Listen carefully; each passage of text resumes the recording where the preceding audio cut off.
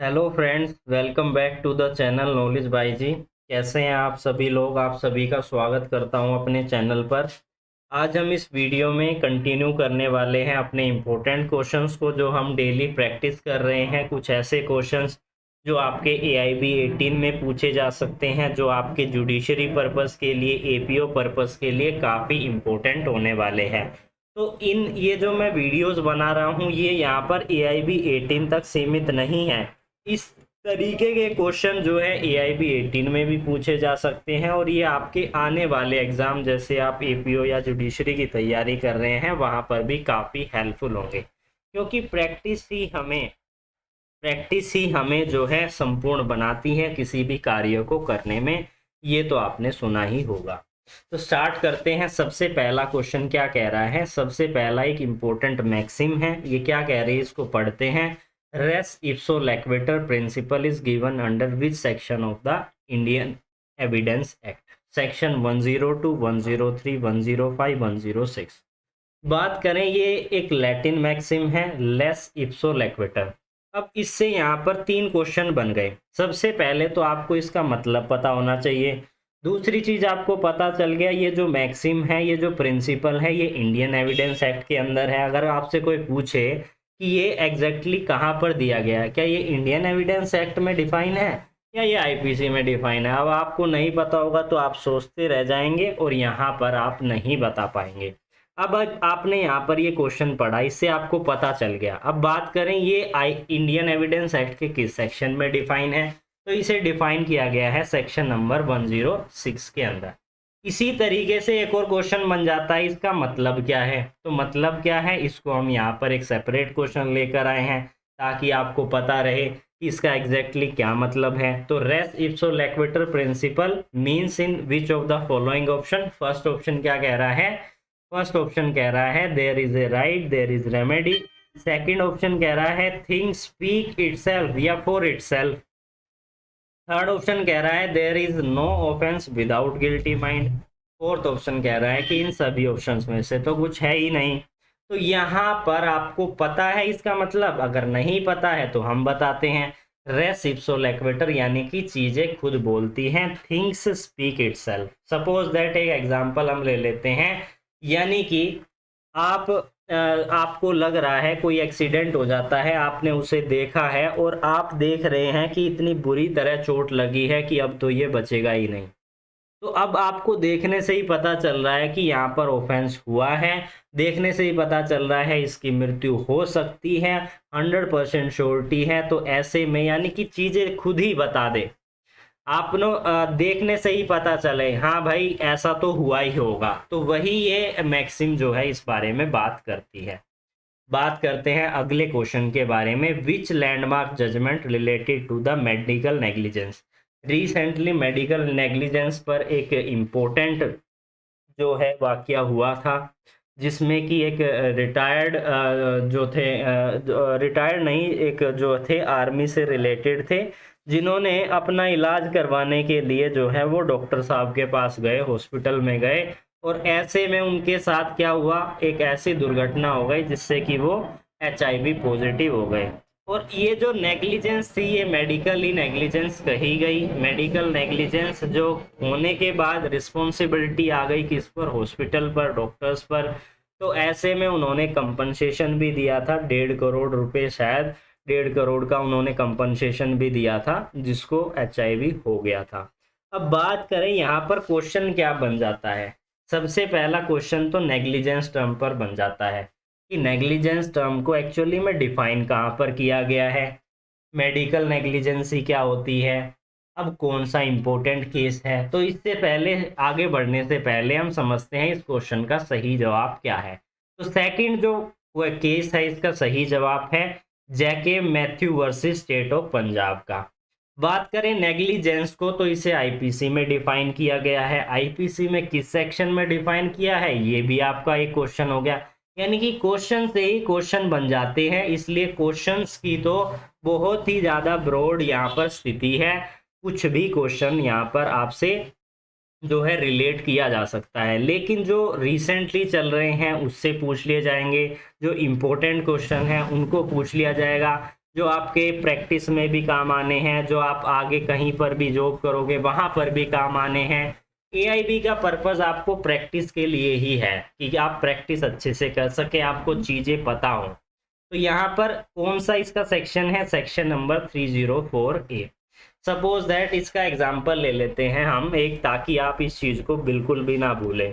Suppose that कि एक गाड़ी आ रही है राइट साइड से, एक लेफ्ट साइड से गाड़ी आ रही है और दोनों का यहाँ पर टक्कर हो जाती है।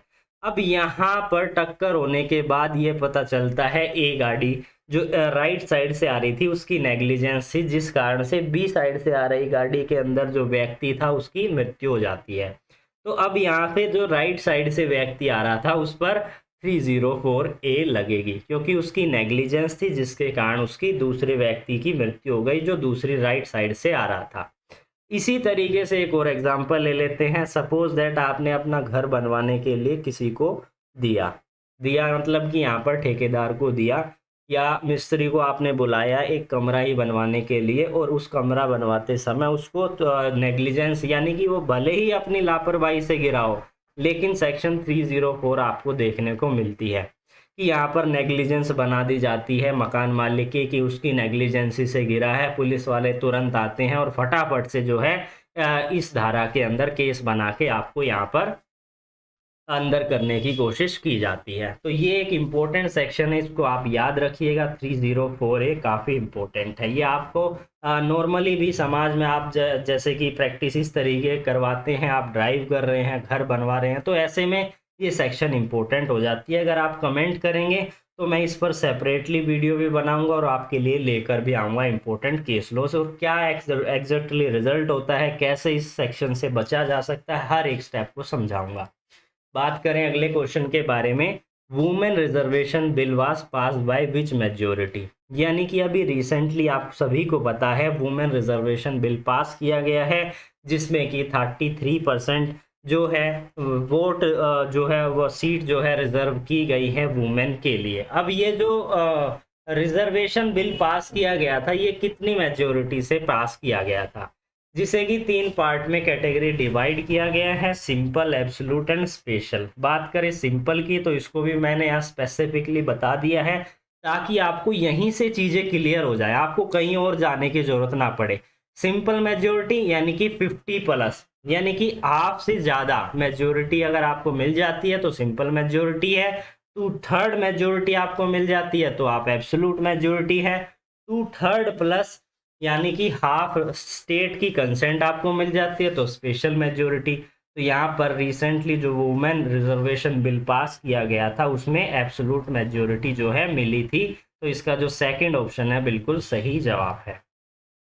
बात करें अगले क्वेश्चन के बारे में, सिंपल सा क्वेश्चन है, डायरेक्टली पूछा गया है कि under which of the following section of the SRA specific relief act. हम बार बार सुनते हैं SRA को पढ़ो, क्या है SRA स्पेसिफिक रिलीफ एक्ट, और ये एक्ट किस साल का है ये आपको पता होना चाहिए, 1963 का है। अब इसमें जब आप स्पेसिफिक परफॉर्मेंस के लिए शूट फाइल करते हो तो किस सेक्शन में फाइल करते हो, ये क्वेश्चन है। Shoot for specific performance can be filed under which section, section number 10 के अंदर हम इसे फाइल करते हैं, तो इसका सेकंड जो है बिल्कुल सही जवाब है। बात करें अगले क्वेश्चन के बारे में, मोस्ट इम्पोर्टेंट क्वेश्चन है, ये आपसे पूछा ही जाता है, प्रीवियसली भी इसे काफ़ी बार पूछा गया है। बेल के प्रोविज़न आपको याद रखने हैं, हमेशा याद कर रखने हैं, चाहे आप AIB की तैयारी कर रहे हो, चाहे आप जुडिशरी की प्रिपरेशन कर रहे हो, चाहे आप APO की तैयारी कर रहे हो, चाहे आप JLO की तैयारी कर रहे हो, हर एक एग्ज़ाम के लिए बेल के प्रोविज़न आवश्यक होते हैं, चाहे आप कोर्ट में प्रैक्टिस कर रहे हो। Under which section of the CRPC bail can be cancelled and revoked. तो बेल कैंसिल से रिलेटेड हमारे 2 इंपॉर्टेंट सेक्शन है CRPC के, सेक्शन 437 और 439। इन दोनों में डिफरेंस है। और बात करें बेल कैंसिलेशन की डायरेक्ट आपसे पूछा जाता है तो वो आपका आएगा सेक्शन 439 सबसेक्शन 2 में, यानी कि इसका थर्ड जो है बिल्कुल सही जवाब है। यहाँ पर हाई कोर्ट और कोर्ट ऑफ सेशन के पास ये पावर होती है कि वो बेल को कैंसिल कर सकते हैं इस प्रोविज़न के अनुसार, इसको आप याद रखिए 439 सबसेक्शन 2। लेकिन जब आपसे कहा जाता है कि बेल जो है कैंसिल की जाएगी उसी कोर्ट के द्वारा जिसने उसे बेल जो है उसी कोर्ट के द्वारा कैंसिल की जाएगी जिसे उसे ग्रांट किया है। तो ये प्रोविजन कहाँ पर लिखा हुआ है ये भी आपको पता होना चाहिए। क्वेश्चन पढ़ते हैं, in which of the following section of CrPC regarding bail it has been stated that the bail will be cancelled by the same court which has granted the bail. तो सेक्शन नंबर 437 आपको पता चल गया options के हिसाब से, लेकिन sub section 5 specifically ये बात कहती है। तो इसका जो फोर्थ ऑप्शन है बिल्कुल सही जवाब है। बात करें अगले क्वेश्चन के बारे में, in which of the following case law the surveillance of an accused person by the police was being challenged on the ground of right to privacy under article 21। इसे यानी कि किसके अंदर, किस आर्टिकल में यह बात कही गई है, किस मामले में पुलिस द्वारा किसी भी अपराधी व्यक्ति को निजता निगरानी को, यहाँ पर आर्टिकल है अनुच्छेद, आप इसे कर लीजिए, अनुच्छेद 21 के तहत निजता के अधिकार के आधार पर चुनौती दी जा सकती है। यह बात किस केस के अंतर्गत कही गई थी? तो यह बात कही गई थी Kharak Singh versus Uttar Pradesh, state of Uttar Pradesh के केस के अंदर। तो ये सेकंड इसका सही जवाब है। केस लॉज काफ़ी इंपॉर्टेंट है, आप रिसेंटली केस लॉज को पढ़ते रहिए, या कोई इंपॉर्टेंट केस है उसको भी आप पढ़ते रहिए, आप सीरीज़ को देखते रहिए, ताकि आपको पता रहे इस तरीके के केसेस हैं जो बात करते हैं इन तरीके के फैक्ट्स के बारे में।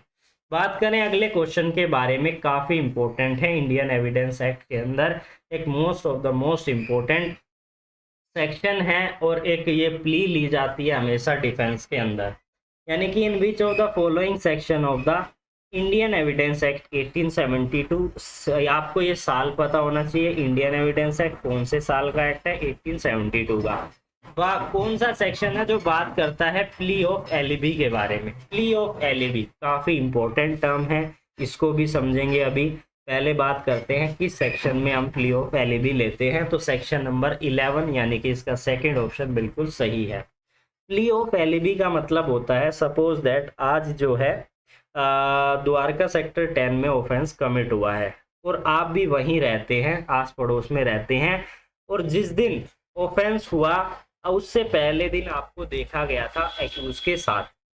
अब यहाँ पर जैसे ही आपको उसके द्वारा, मतलब एक दिन पहले जब आपको देखा गया तो आपको यहाँ पर एक्यूज बना दिया गया, और यह प्रिज्यूम किया गया कि आपने ही उसके साथ ऑफेंस किया होगा, क्योंकि एक हमारा ये भी प्ली है, ये भी वो होता है, यानी कि जो प्रोसिक्यूशन की तरफ से ये कहा जाएगा कि इसको जो है एक्यूज के साथ देखा गया था, इसका प्रीवियस कंडक्ट जो था वो ये बता रहा है कि ये उसके साथ था और इसी ने इसको मारा होगा। अब वो यहाँ पर बचने के लिए क्या करेगा, वो एक प्ली ऑफ एलिबी ले सकता है अगर एक्चुअली में जिस दिन ऑफेंस हुआ उस दिन वो मौजूद नहीं था। इसके लिए वो अपने डिफेंस में बहुत सी चीज़ें दिखा सकता है।